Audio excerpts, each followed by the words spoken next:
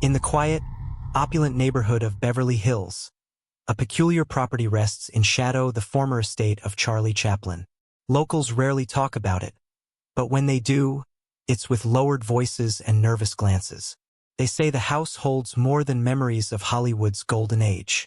And for Olivia Harper, a real estate photographer, the job seemed straightforward. Capture the estate's grandeur for a glossy magazine spread. She wasn't prepared for what the house would show her.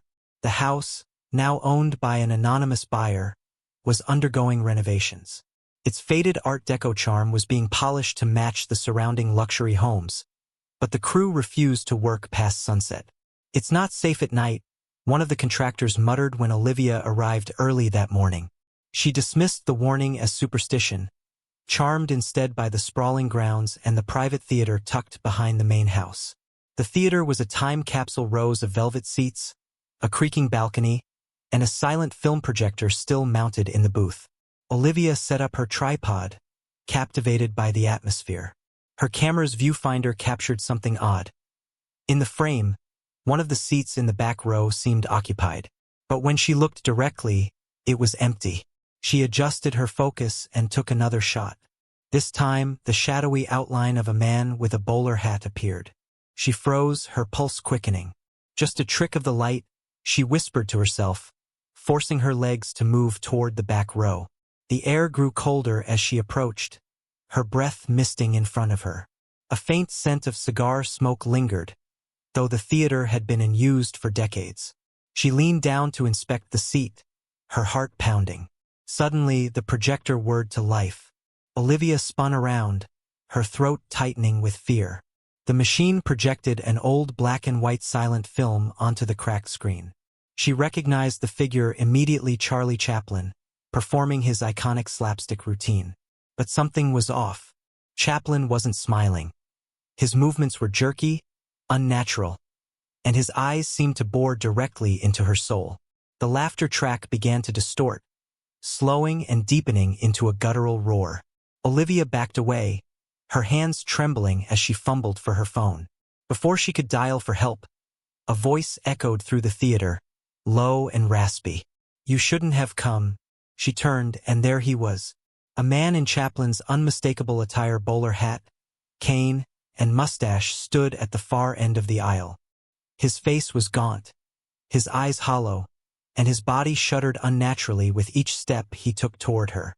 Olivia bolted for the door, but it slammed shut with a deafening bang. She banged on the heavy wood, screaming for help, as the laughter, low, mocking, and endless, filled the room. When the contractors arrived the next morning, they found Olivia's equipment scattered across the theater and her camera smashed to pieces. She was sitting in the front row, her face pale and her eyes wide with terror. She didn't respond when they called her name, nor did she resist when paramedics arrived. Olivia was later admitted to a psychiatric facility, where she repeated the same phrase over and over: "He's still there, watching, waiting." The anonymous buyer canceled the renovation, and the house remains vacant to this day. Local kids dare each other to peek through the gates, but no one has been brave enough to enter. The faint sound of a projector starting up is often heard on quiet nights, along with faint, ghostly laughter drifting through the empty theater. Months later, the story of Olivia's breakdown had faded from local gossip, but the house hadn't. It sat quietly in Beverly Hills, shrouded in an air of menace. For aspiring filmmaker Eric Lawson, the rumors only added to its allure. Eric was a documentarian with a penchant for uncovering the macabre, and he saw Chaplin's estate as his golden ticket. If he could capture evidence of the haunting, it might be the break his career needed. Convincing the house's reclusive owner wasn't easy, but a hefty non-disclosure agreement and promises of discretion finally secured Eric access. With his small crew, sound engineer Marissa and cameraman Jason, he arrived on a cool autumn evening. As the sun dipped below the horizon, the property seemed to exhale, its long shadows stretching across the lawn like clawed fingers. The trio began their shoot in the main house, cataloging creaks and groans of aging wood. The air felt heavy, but the team dismissed it as nerves. It wasn't until they reached the theater that things shifted. The projector stood dormant, its silent menace palpable. Eric directed Jason to set up cameras in the balcony while Marissa tested audio equipment near the screen. "We're looking for anomalies," Eric said, his voice steady but his eyes scanning the shadows.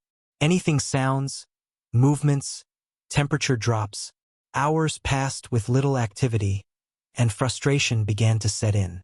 "Maybe it's just an old house," Marissa muttered, packing up her sound recorder.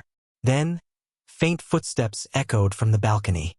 Eric froze, locking eyes with Jason, who stood wide-eyed with his camera aimed at the empty upper level. "Tell me you heard that," Jason whispered. "I heard it," Marissa said, her voice barely audible. Eric motioned for silence, gesturing toward Jason to start recording again. The footsteps grew louder, uneven, as if whoever or whatever was up there dragged one foot behind the other. The sound stopped abruptly, followed by an eerie stillness. "Check the balcony," Eric whispered, motioning for Jason to investigate. Jason hesitated but relented, his camera shaking slightly as he ascended the narrow stairs. "Be careful," Marissa called after him. Eric watched the feed from Jason's camera on his monitor. The dim glow of the balcony seats came into view, but they were empty. Jason's heavy breathing crackled through the headset. "There's nothing here," he whispered. "Keep looking," Eric said. "Focus on the back row." Jason turned, his flashlight sweeping across the seats. For a moment, everything seemed still. Then, in the far corner of the balcony, a figure shifted barely perceptible, almost blending into the darkness. "Eric," Jason stammered, his voice cracking. "There's someone." The feed cut to static. "Jason," Eric called, his voice rising. "Jason, come in." Marissa grabbed Eric's arm. "He's not answering. We have to get him."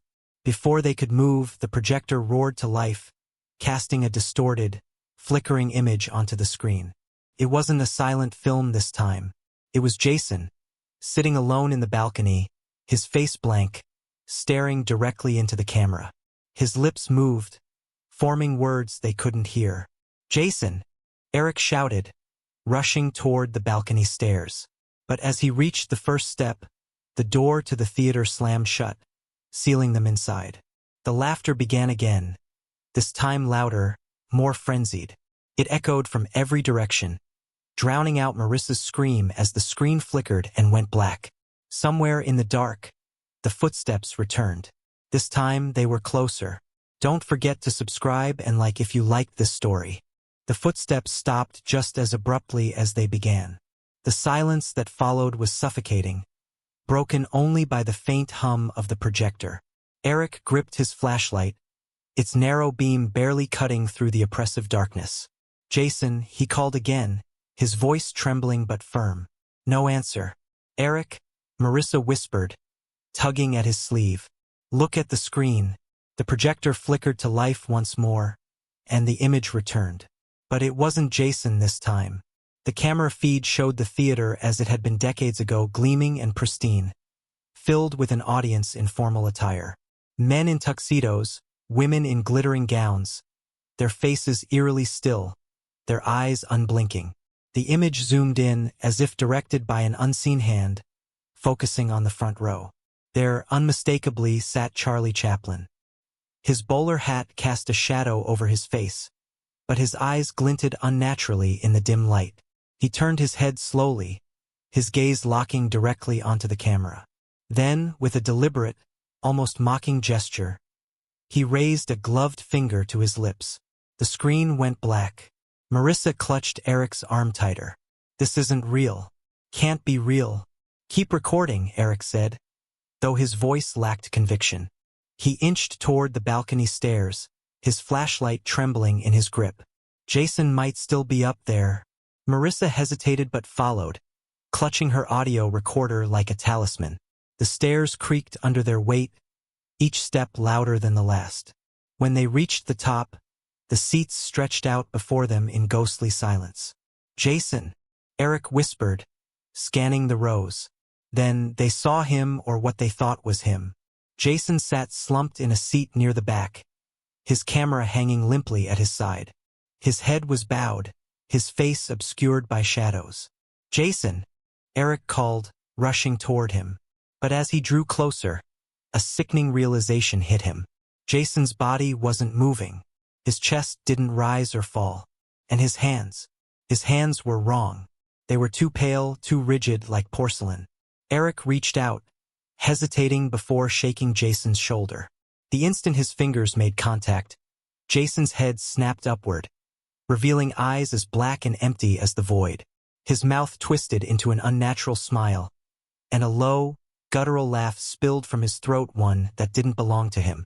Eric stumbled back, pulling Marissa with him. "Run!" he shouted, but the theater seemed to come alive around them. The rows of seats shifted, the walls warped, and the sound of laughter grew deafening, overlapping voices blending into a chaotic chorus. Marissa screamed as the figure of Charlie Chaplin appeared at the far end of the aisle, his jerky movements uncanny, like a marionette with invisible strings. He raised his cane, pointing it directly at them. The balcony floor groaned beneath their feet, and Eric realized too late that it was giving way.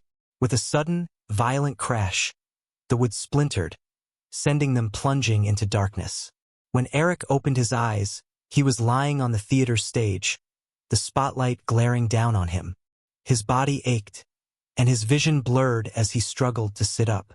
The seats were filled now, but not with people, at least not living ones. Their faces were pale and expressionless, their hollow eyes fixed on him. Marissa was nowhere to be seen. From the audience, a slow clap echoed, the sound deliberate and mocking. Eric turned toward the source, and there he was, Chaplin, standing in the center aisle, his smile a grotesque parody of his iconic charm. The clapping stopped, and Chaplin tilted his head, gesturing toward something behind Eric. Eric turned, his blood running cold. The projector was still rolling, and on the screen he saw himself standing on the stage, staring out at the audience. But in the projection, his expression was blank, his eyes as lifeless as Jason's had been. Then the image moved. Eric in the projection lifted his hand and waved. The real Eric did not. Eric froze, unable to tear his eyes away from the screen. His projected self stepped closer, walking to the edge of the stage. The figure grinned, a wide, unnatural smile that didn't match Eric's paralyzed expression. Slowly, it raised a hand and pointed directly at him. The theater was silent except for the faint hum of the projector.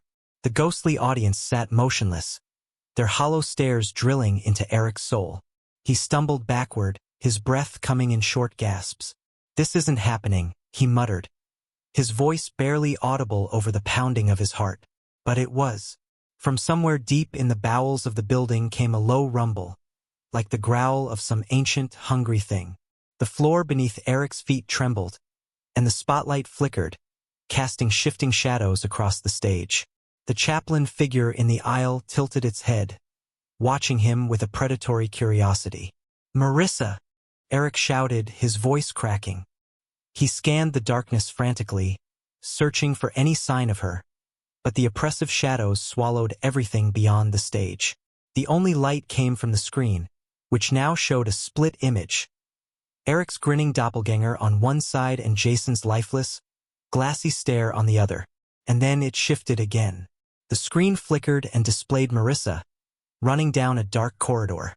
Her face was pale, her eyes wide with terror. She kept glancing over her shoulder, her lips moving as if she were screaming, but no sound came through. Behind her, something moved in the shadows, a flicker of motion, too fast and too fluid to be human. Eric's stomach turned. "Marissa, where are you?" he yelled, his voice echoing through the empty theater. The Chaplin figure moved suddenly, stepping into the aisle with a jerky, almost puppet-like motion. Eric froze as it raised one hand and pointed toward the screen, as if inviting him to watch. And he did. On the screen, Marissa stumbled and fell, the camera jerking violently as she hit the ground. Her flashlight rolled away, illuminating a wall covered in old film posters, each one featuring Charlie Chaplin's face, his expression growing more menacing with each frame. The shadows behind her coalesced into a figure, tall and distorted, with eyes that glowed faintly in the dark. It reached for her, its long fingers curling like claws. "Marissa!" Eric screamed again, his voice raw. Without thinking, He leapt off the stage, sprinting down the aisle toward the side door where she'd disappeared earlier. The theater seemed to stretch and twist around him, the rows of seats elongating impossibly, the walls closing in. The laughter returned, echoing from all directions, a cacophony of mockery and malice. He slammed into the side door, throwing it open, and found himself in a dim, narrow hallway. The air was thick with dust and the faint, acrid scent of cigar smoke. Somewhere ahead, he heard the faint patter of footsteps and a desperate, breathless sob. "Marissa, I'm coming," he shouted, racing down the corridor. The walls seemed to close in on him, the overhead lights flickering as if they were alive, watching. At the end of the hallway, he found a room he didn't recognize, a projection booth. The old film reels sat neatly stacked on dusty shelves, and the ancient projector sat idle in the center. But the room wasn't empty. Marissa was there, standing perfectly still, facing the projector. Her back was to him, her hands hanging limply at her sides. "Marissa?" Eric approached cautiously, his every instinct screaming at him to run. "Are you okay?" She didn't answer. As he stepped closer, he noticed the faint glow of the projector, though it wasn't turned on. Its beam illuminated the screen in the theater below, which now displayed an image of Eric standing in the booth, staring at Marissa. And then Marissa turned. Her face was wrong. Her eyes were hollow pits, her mouth twisted into an unnatural grin. And when she spoke, it wasn't her voice, it was a low, gravelly imitation, layered with the faint echoes of laughter. "You shouldn't have followed," she said. The projector roared to life, blinding him with light, and the walls of the room seemed to collapse inward, the air splitting with the sound of crackling film and disembodied laughter. And then, everything went dark. When Eric woke, the air was still, suffocatingly silent. He blinked, his eyes adjusting to the dim light of the projection booth. But something was different. The room was pristine, no dust, no aging film reels. It was as though time had reversed. The projector glowed faintly, its reels spinning, but there was no film feeding through it. "Marissa?" he called, his voice weak, cracking against the oppressive quiet. There was no answer. He stumbled toward the door, but it wouldn't budge. He pounded on it, the sound echoing unnaturally, as though the walls were mocking him. Turning back toward the window, Eric froze. The theater below was no longer empty. The seats were filled with the ghostly audience he had seen earlier, their pale faces turned upward, all of them staring directly at him. In the front row sat Chaplin. His bowler hat was tilted jauntily, and his cane rested across his knees. This time, though, there was no smile, no playful mischief. His face was grim, his eyes hollow and fixed on Eric with a chilling intensity. The projector began to whir faster, the glow from its beam intensifying. On the screen, an image appeared. It was Eric, standing alone in the projection booth. But in the screen's reflection, something moved behind him. Eric spun around, but the booth was empty. Yet the air was heavy, and he felt a presence, cold and watching. He turned back to the screen, his breath hitching as the image zoomed closer to his face, capturing every beat of sweat, every twitch of fear. Then, slowly, the image began to change. His face warped, twisting into something unrecognizable. His eyes darkened, his mouth widened into a grotesque grin, and his head tilted unnaturally to one side, mirroring Chaplin's signature pose. The Eric on the screen began to move, lifting a hand to wave. And this time, Eric felt his own hand rise without his consent. "No," he whispered, shaking his head, trying to resist. But his body was no longer his own. He was a puppet, controlled by strings he couldn't see. The laughter returned, booming and relentless, as the figure on the screen stepped forward, breaking the barrier between film and reality. The light from the projector engulfed him, and the world dissolved into a cacophony of sound and light. Eric never left the theater. Weeks later, the property's owner sent another team to investigate after the documentary crew failed to return. They found the cameras, abandoned and covered in dust, though they'd only been missing for days. The footage was intact, but the images were nonsensical, distorted faces, endless corridors, and laughter that seemed to echo from the depths of the reels themselves. The team found no trace of Eric, Marissa, or Jason. The only sign of life was the faint sound of the projector, still spinning in the booth, playing a film that didn't exist. Locals say the house remains cursed. On quiet nights, if you pass by the gates, you might hear the faint whir of the projector and the haunting echo of laughter. And if you dare to peek through the windows of the old theater, you'll see the audience silent and unmoving, staring at the screen. And if you look closely enough, you might notice a new figure among them. A man sitting in the front row, his bowler hat tilted forward, his grin wide and unnatural. Some swear it's Chaplin. Others claim it's Eric, trapped forever in the ghostly theater, performing for an audience that never leaves. Don't forget to subscribe and like if you liked this story. Any coincidences with real events or characters are accidental.